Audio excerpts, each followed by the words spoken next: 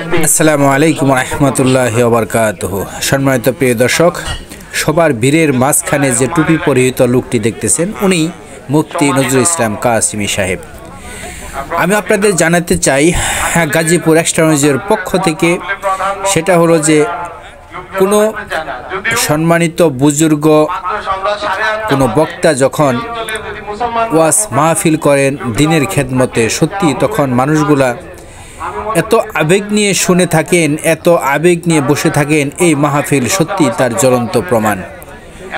হাজী আব্দুল বাসেত মুন্সি বালিকা মাদ্রাসায় এটা এক উজ্জ্বল দৃষ্টান্ত হয়ে রইল।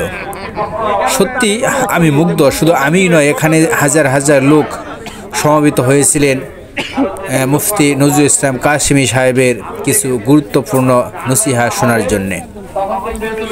উনি এত সুন্দর নসিহা পেশ করলেন, মানুষ এতটুকু পরিমাণ পর্যন্ত নাড়াচাড়া করেনি, শুধু ধ্যানমগ্ন হয়ে তার মুখের দিকেই তাকিয়েছিল। এখানে নেই কোনো রাজনৈতিক আলাপ, নেই কোনো প্রতিহিংসার কোনো কথা, নেই কারো কোনো চর্চা, নেই কারো কোনো গীবত। এখানে শুধু দ্বীনের কথা, ইসলামের কথা বলেই মুসলিম উম্মাকে নাড়া দিয়ে গেলেন, জানান দিয়ে গেলেন, আপনারা সহি হন, অন্তরকে পরিশুদ্ধভাবে সঠিক করে আল্লাহর পথে চলার জন্য যে নসিহা উনি পেশ করে গেলেন, এটা সত্যি এক উজ্জ্বল দৃষ্টান্ত হয়ে থাকবে।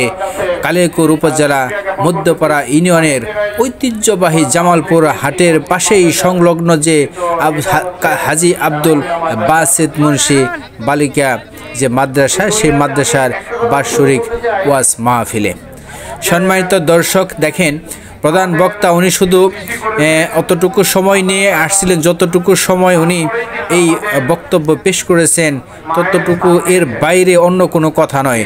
যখনই উনি আরেকটি মাহফিলে যোগদান করবেন, যখন উনি স্টেজ থেকে নেমে গেলেন, দেখেন জনসমুদ্রে পরিণত হয়েছিল যে মাহফিল, সেই মাহফিলে কোনো লোক রইলেন না, সবাই গন্তব্যের দিকে চলে গেলেন আর আফসোস জানাতে থাকলেন, যদি আরেকটু সময় থাকতো, যদি আরেকটু সময় আমাদের দিত, তাহলে আমরা হয়তো দিনের খেদমতে আরও অনেক কিছু জানতে পারতাম।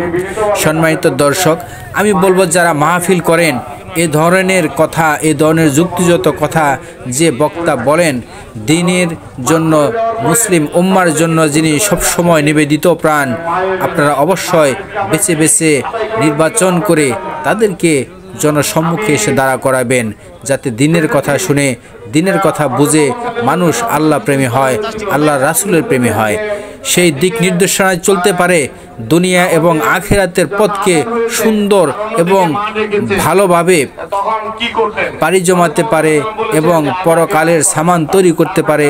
সেই লক্ষ্যে যারা কথা বলে, আমি বলবো তাদেরকে এখানে আনা উচিত। দেখেন পুরা স্টেজটি, পুরা জায়গাটা ফাঁকা হয়ে গেছে। এদিকে প্রধান যে মেহমান, সেও কিন্তু প্রধান যে রাজনৈতিক যে সভাপতি বা কোনো প্রধান যে এখানকার যে মেহমান, উনি যে বক্তব্য পেশ করতেছেন, সেই মুহূর্তে এভাবে ফাঁকা হয়ে গেল। সত্যি খুব দুঃখজনক।